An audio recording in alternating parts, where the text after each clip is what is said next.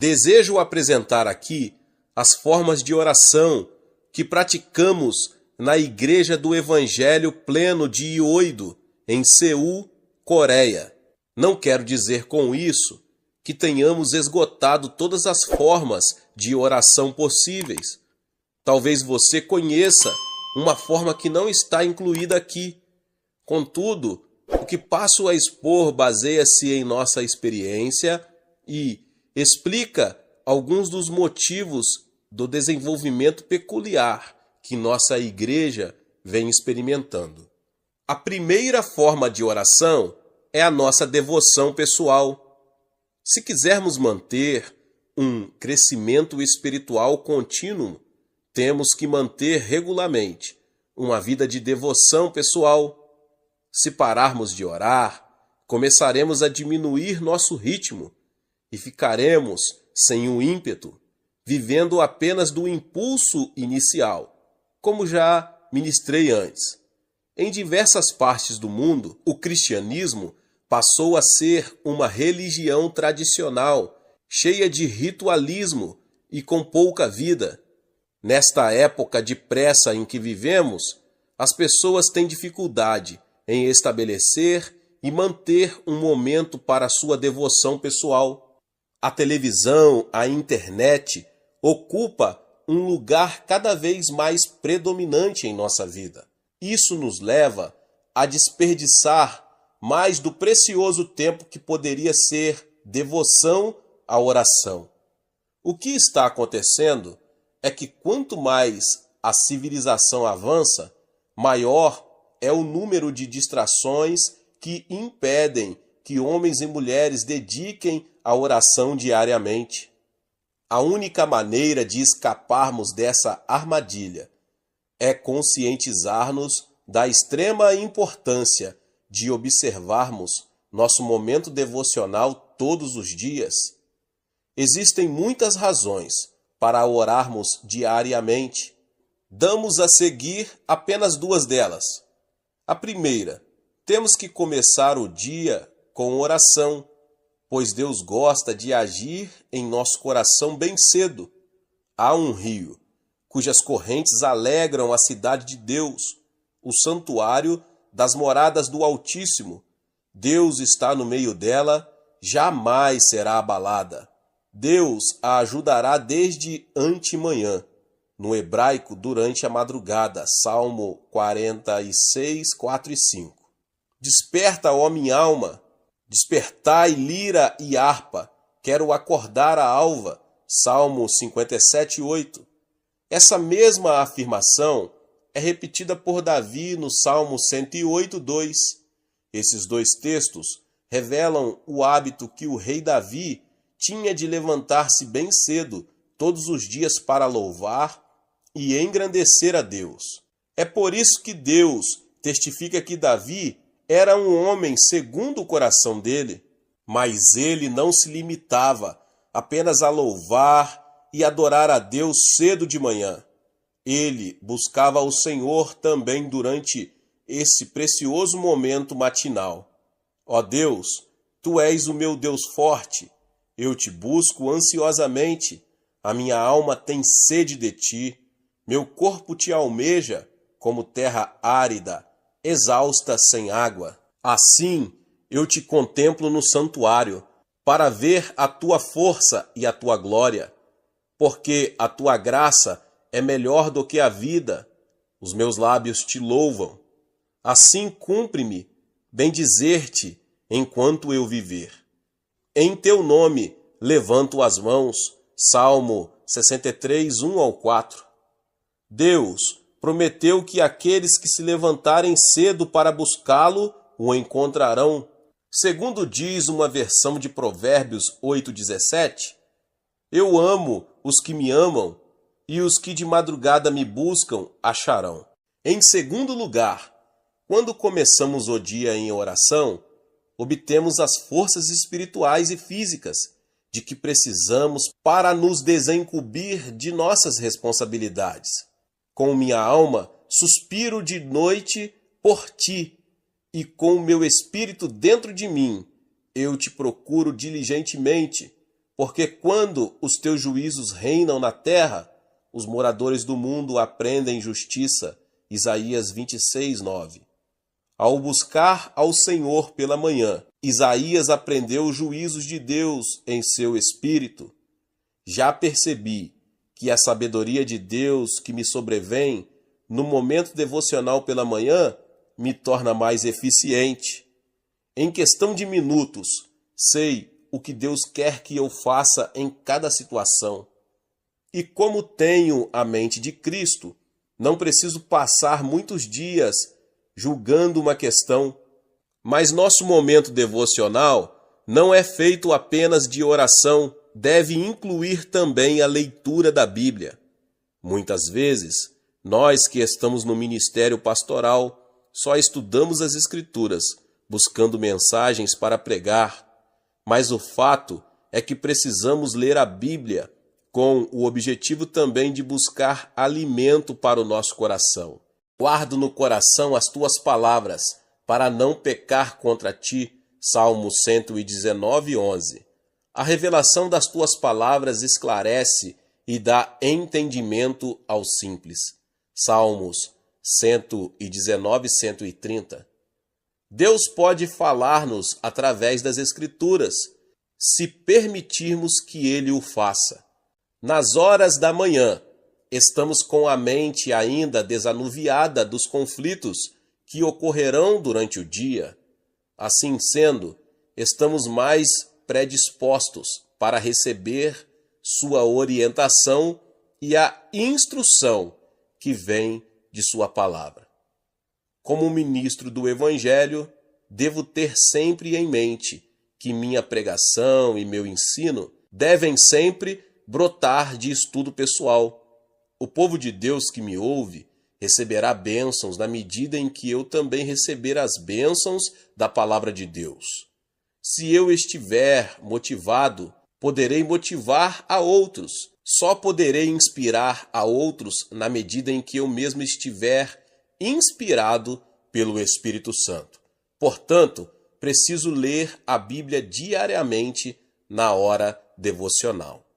A segunda forma de oração é o culto da família. Embora esta frase seja muito repetida e por demais conhecida, ainda é verdade. A família que ora unida permanece unida. A televisão, a internet, está se tornando mais e mais o centro da atividade da maioria das famílias, não só nos Estados Unidos, mas em muitas partes do mundo. Com os telejogos, noticiário e outros programas e show das redes de televisão, as famílias estão tendo cada vez mais dificuldade de jantar juntas, quanto mais orar. Pesquisas têm revelado que a média das crianças americanas passa cerca de 40 horas por semana assistindo à televisão, e esse tempo está aumentando a cada ano. Os índices de divórcios são altíssimos.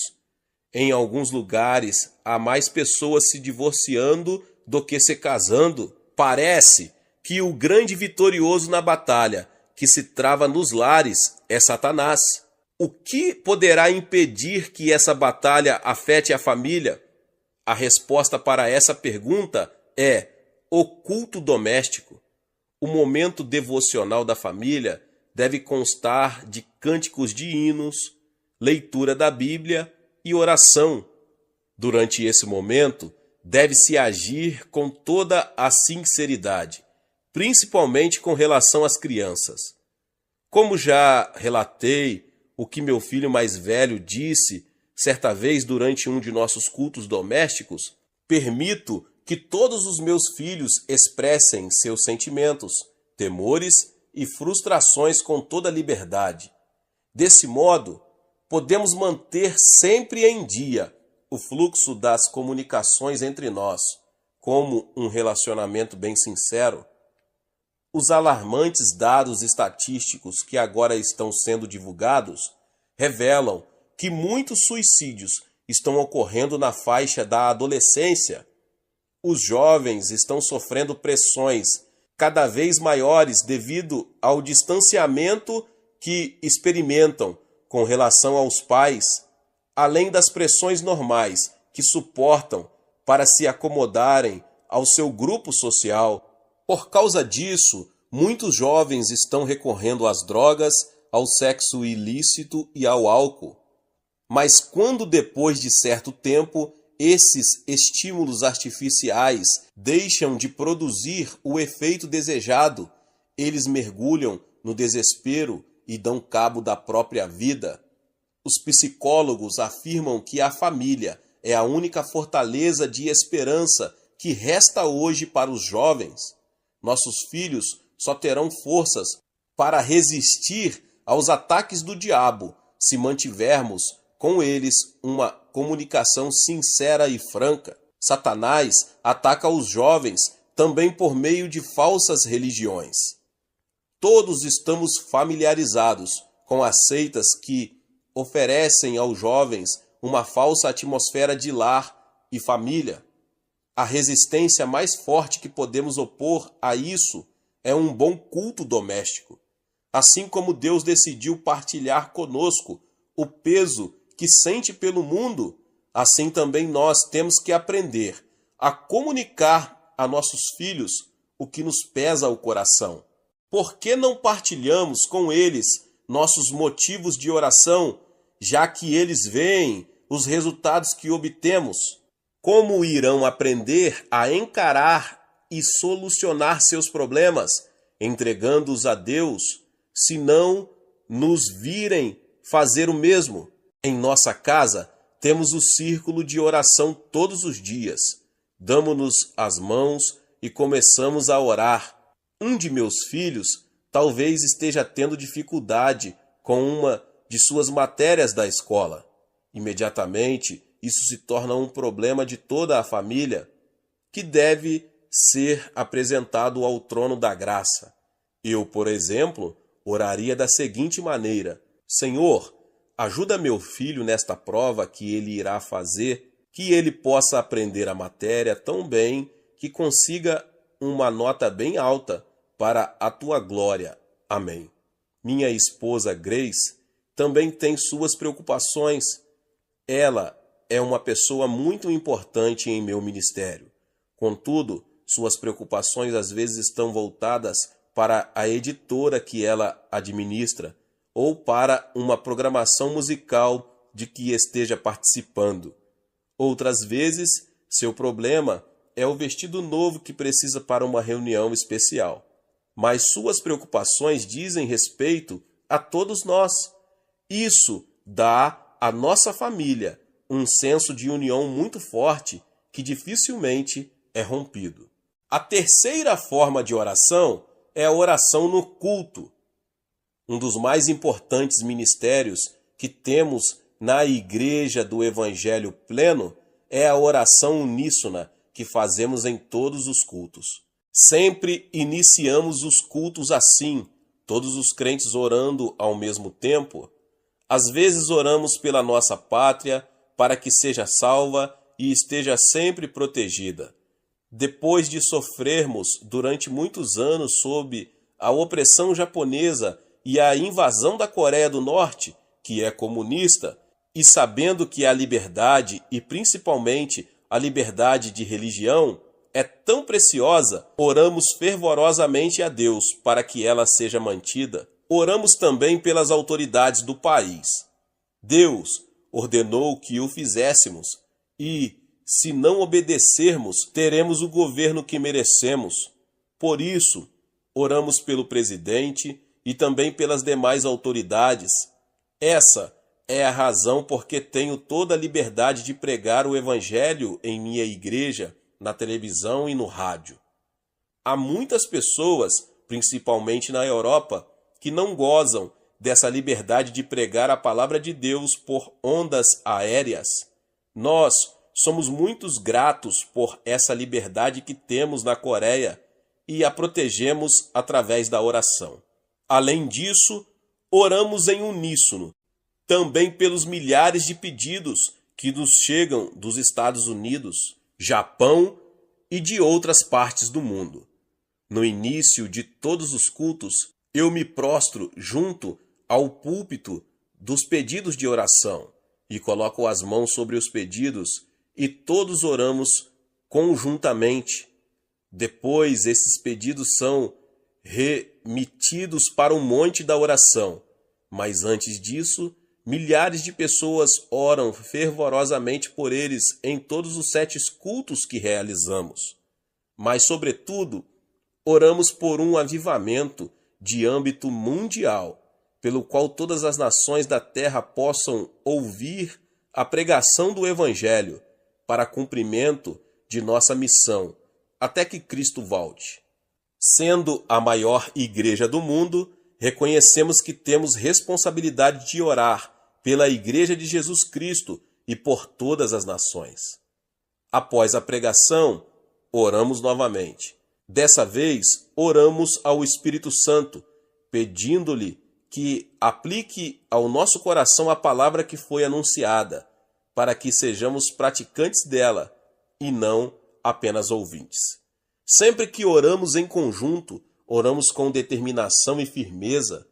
Quando ouço meu povo orando, parece-me ouvir o forte rumor de uma imensa catarata.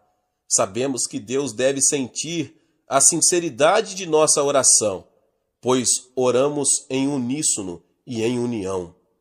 E quando oramos todos juntos, o poder de Deus se manifesta em nosso meio. Nesses momentos em que nos unimos em oração, muitas pessoas são curadas, libertas e cheias do Espírito Santo. Se uma pessoa pode pôr em fuga 1000 e se 2 pode enfrentar 10.000, imagine o que não poderão fazer centenas de milhares de crentes unidos em oração. O poder aí exercitado ultrapassa nossa compreensão. Engrandecei o Senhor comigo, e todos a uma lhe exaltemos o nome. Salmo 34, 3. A quarta forma de oração é a oração nas reuniões dos grupos. Nosso sistema de grupos, as células, é a própria base de nossa igreja. Descobri este conceito na ocasião em que vivia as horas mais difíceis de meu ministério. Quando minha igreja tinha 3.000 membros, achava que podia cuidar de tudo e tentava fazer tudo. Eu pregava, visitava e orava pelos enfermos. Mas à medida que a igreja ia crescendo, eu ia enfraquecendo. Certo domingo, quando interpretava um evangelista americano, desmaiei, pensando que o de que precisava era de mais energia e empenho. Tentei de novo, mas não consegui ir até o fim do culto. Fui levado então para o Hospital da Cruz Vermelha. Depois que recobrei a consciência no hospital, o médico me saudou com palavras muito desalentadoras. Pastor Cho, o senhor talvez fique bem, mas terá que abandonar o ministério. Mas o que posso fazer a não ser pregar o evangelho? Disse para mim mesmo em voz baixa. Aquilo que o médico me dissera caíra sobre mim como uma imensa pedra. Já descobri que às vezes Deus tem que apelar para medidas extremas para conseguir minha atenção. Tenho que confessar que nesse dia, no hospital, ele conseguiu captar minha atenção. Foram de uma nova reavaliação de minha vida. Foi então que descobri o segredo do ilimitado potencial para o crescimento da igreja, o sistema de células. Lucas registra uma situação semelhante em Atos 6, quando o número dos discípulos ainda era reduzido. Os 12 apóstolos conseguiram realizar todo o trabalho administrativo da igreja. Contudo, se o sistema continuasse sempre assim, a igreja nunca teria ultrapassado o número que havia em Jerusalém. O meio que Deus usou para modificar a mentalidade dos apóstolos foi permitir que eles se defrontassem com um problema potencialmente devastador, que é descrito no 6º capítulo. A divisão étnica que quase causava o fracionamento da igreja tinha que ser solucionada. O resultado disso foi que os apóstolos compreenderam que não poderiam encarregar-se de toda a obra do ministério sozinhos. Assim sendo, escolheram 7 homens e os designaram como diáconos. Os diáconos, então, passaram a cuidar da parte administrativa da igreja e os apóstolos se dedicaram à missão original. E quanto a nós, nos consagraremos à oração e ao ministério da palavra. Atos 6:4. O problema que vimos neste capítulo levou os homens de Deus a reexaminarem sua situação e a receberem a sabedoria do Espírito Santo. Essa sabedoria orientou-os para que delegassem sua autoridade a outros, dessa forma favorecendo um crescimento ilimitado. Observei que há vários textos do livro de Atos em que os discípulos se reuniam em grupos grandes e em grupos menores. Dou a seguir algumas instruções de Atos e Romanos, que serviram para abrir meus olhos sobre a validade do uso do sistema de células. Diariamente, perseveraram unânimes no templo, partiam pão de casa em casa e tomavam as suas refeições com alegria e singeleza de coração, louvando a Deus e contando com a simpatia de todo o povo. Enquanto isso, acrescentava-lhes o Senhor, dia a dia, os que iam sendo salvos. Atos 2, 46 e 47. E todos os dias no templo e de casa em casa não cessavam de ensinar e de pregar Jesus, o Cristo. Atos 5:42. Jamais deixando de vos anunciar coisa alguma proveitosa e de vô-la ensinar publicamente e também de casa em casa. Atos 20:20. Saudai igualmente a igreja que se reúne na casa deles. Saudai meu querido Epêneto, primícias da Ásia para Cristo. Romanos 16:5. Esses e outros textos deram-me a orientação que precisava.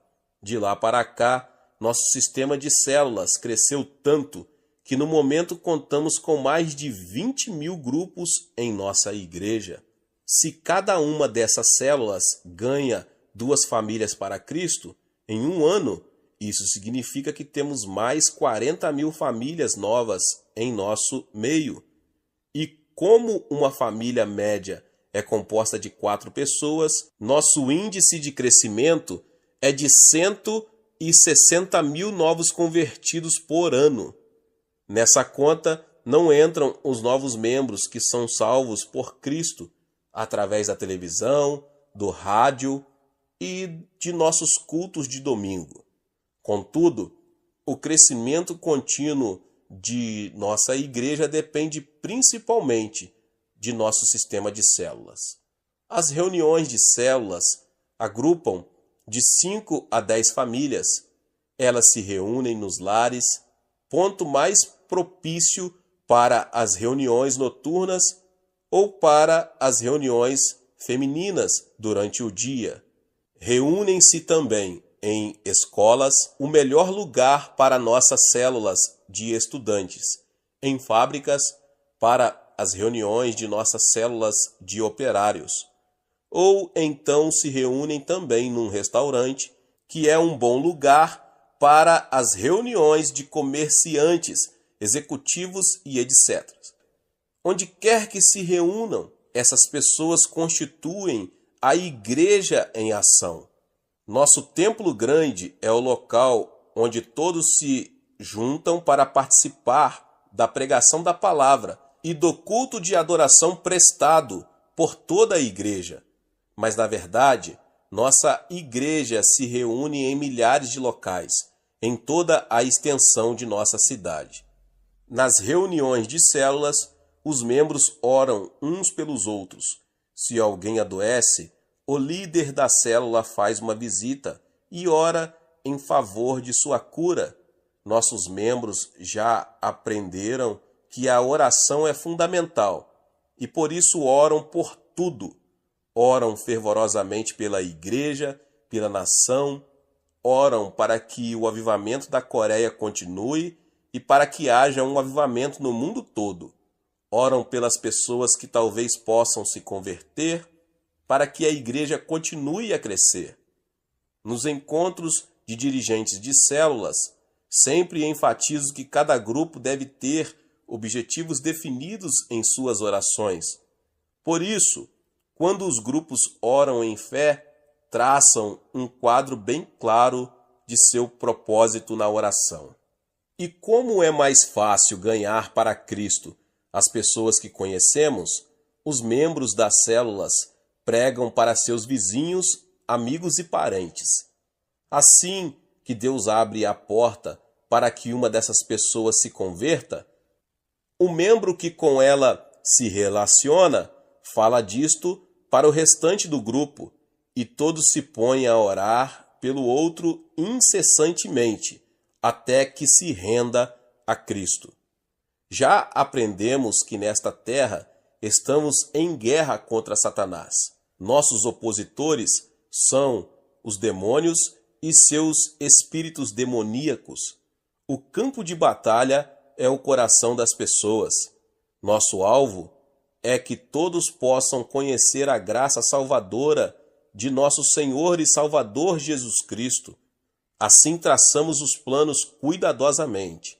Temos uma estratégia, um plano e o executamos como um exército bem treinado. Todavia, o mais importante de tudo é que envolvemos nossos planos com oração para que Deus possa insuflar seu fôlego de vida em nossos projetos e assim eles deem fruto. Não possuo nenhuma fórmula secreta para explicar o fabuloso crescimento que nossa igreja experimenta. A única coisa que fiz foi levar muito sério a palavra de Deus. Não tenho a menor dúvida de que tudo que está acontecendo aqui na Coreia pode acontecer também em qualquer parte do mundo. O segredo, meus irmãos e irmãs, é a oração.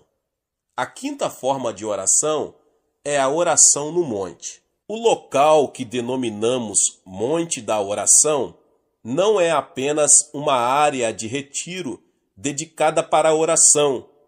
É mais que isso. Originalmente, o terreno foi adquirido para ser o cemitério da igreja.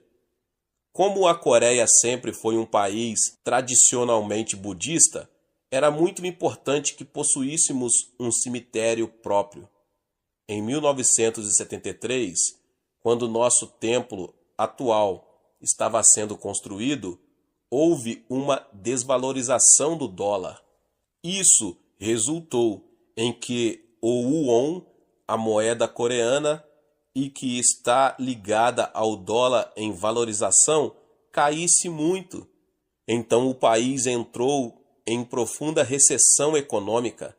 Em seguida, veio a crise do petróleo, piorando a situação de nossa frágil economia, que não era nada boa.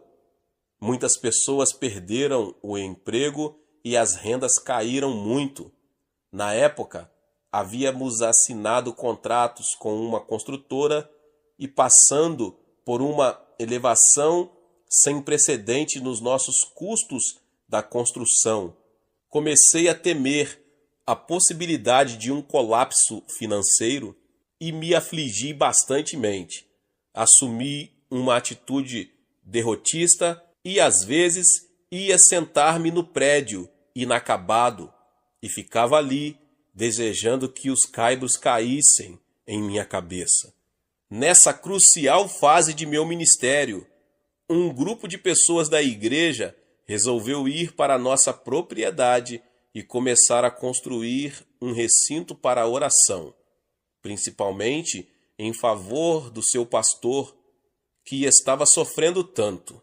Embora sentisse que realmente havia necessidade de uma coisa assim em nossa igreja, preocupava-me com as despesas a mais que estavam sendo feitas e as contas empilhadas em minha mesa.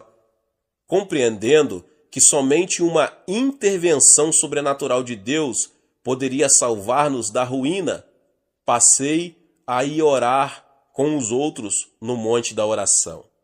Certa noite, quando estávamos orando no térreo do nosso templo, ainda inacabado, centenas de pessoas vieram orar comigo. Num dado momento, uma senhora idosa veio caminhando em minha direção.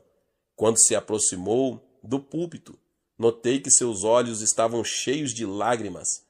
Ela se inclinou e disse: Pastor, quero dar esses objetos para que o Senhor os venda e apure um dinheirinho para nosso fundo de construção.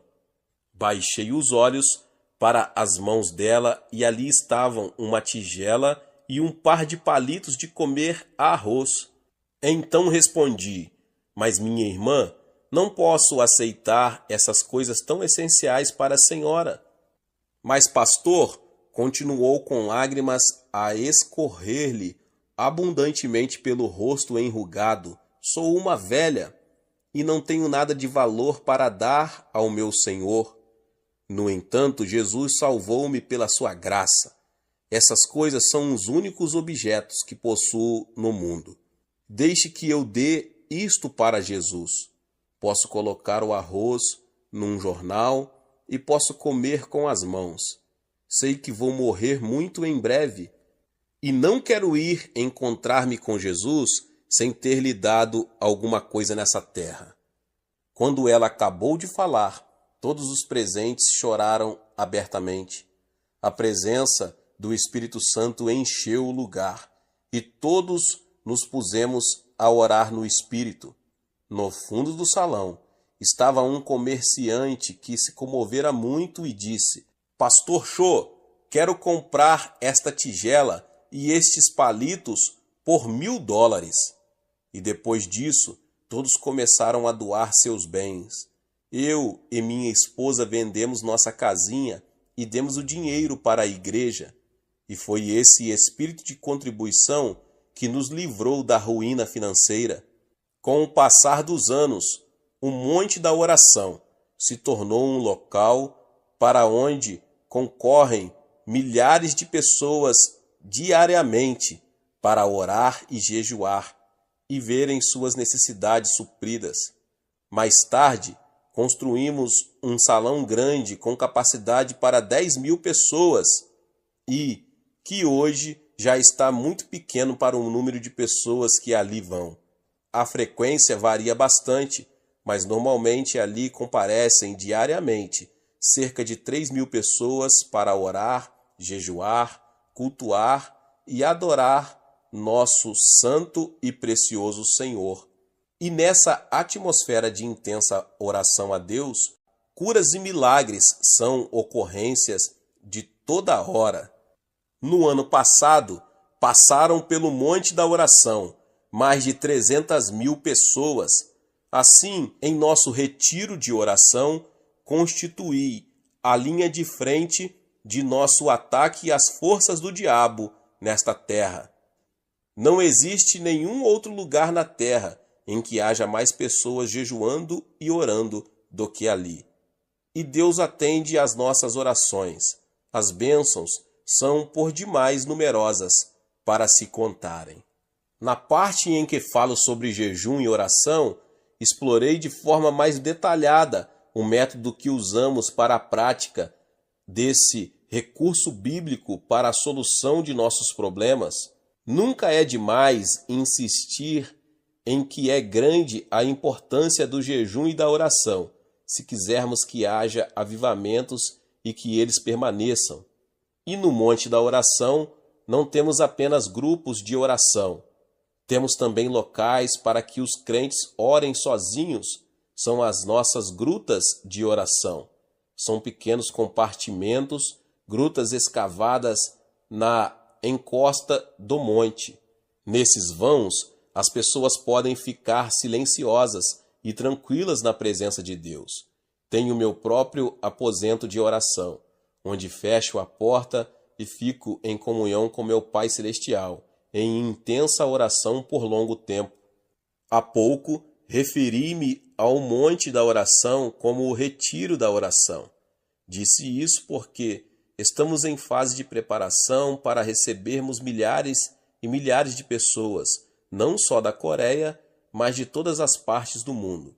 Acredito que existam muitos crentes que estão desejosos de encontrar um lugar onde possam ter comunhão com Deus de uma forma mais dinâmica.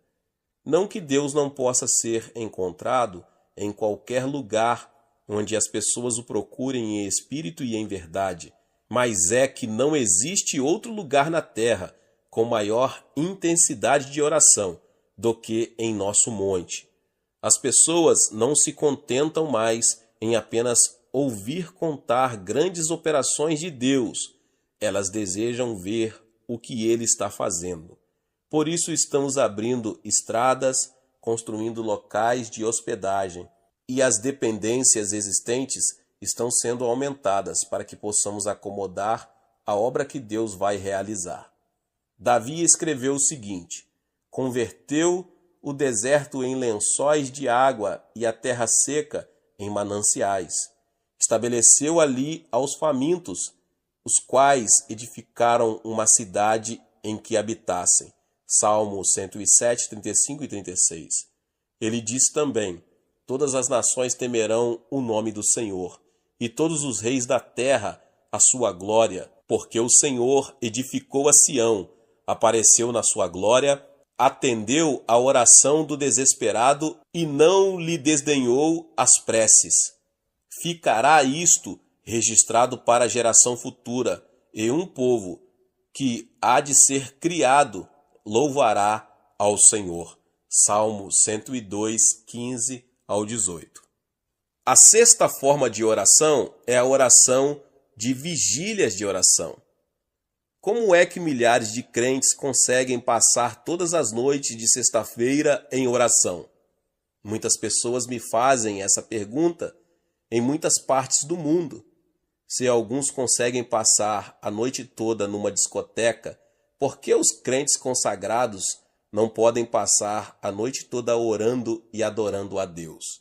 Tudo depende da prioridade que damos às coisas. Ou vamos encarar seriamente essa questão do avivamento ou não. Todas as sextas-feiras, nosso pessoal começa a se reunir a partir das 10 da noite e inicia orando silenciosamente. Em seguida, eu apresento um estudo bem substancial da Palavra de Deus. E como não temos ali o problema de tempo, que normalmente tenho aos domingos, posso fazer o estudo bem devagar e levar até 2 horas. É claro que temos uma programação feita previamente. As pessoas não viriam com tanta assiduidade se tivessem que ficar sentadas a noite inteira só orando. Depois do estudo bíblico, começamos a orar.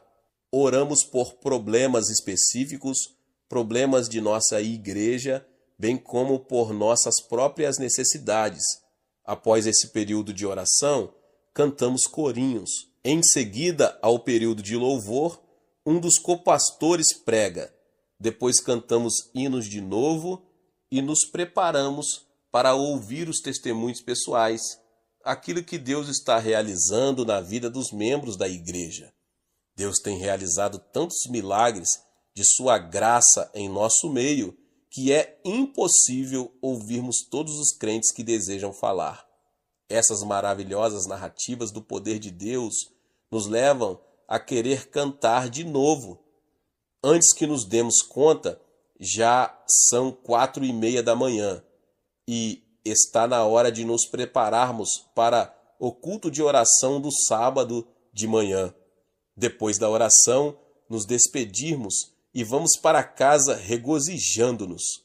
Davi estava acostumado a realizar vigílias, o que ele chama de vigílias da noite no Salmo 63.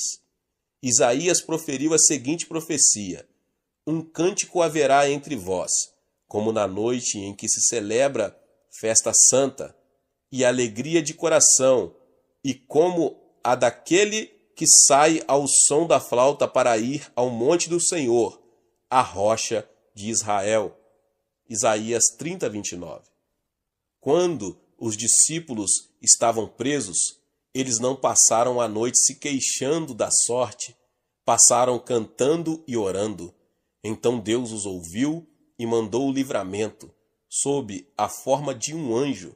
A presença do Senhor é muito importante. Jesus prometeu que, quando nos reuníssemos em seu nome, ele estaria em nosso meio. Não é difícil passar a noite em oração, quando o doce aroma da presença do Senhor enche o local onde estamos reunidos. Em alguns países, o sábado é dia de folga no trabalho para muitas pessoas, mas na Coreia não, é um dia de trabalho normal. Assim sendo, muitos dos crentes, depois de passarem a noite em oração, vão para casa e se arrumam para ir trabalhar. O próprio Davi declarou que não queria dar a Deus algo que não lhe custasse nada.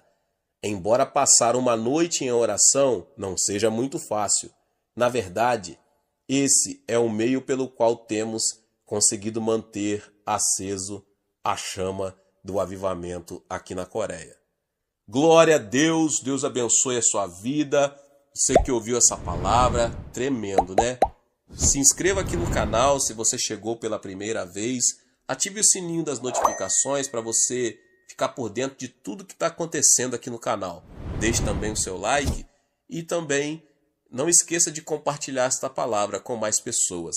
Nos vemos nos próximos vídeos. Deus te abençoe mais uma vez. Amém.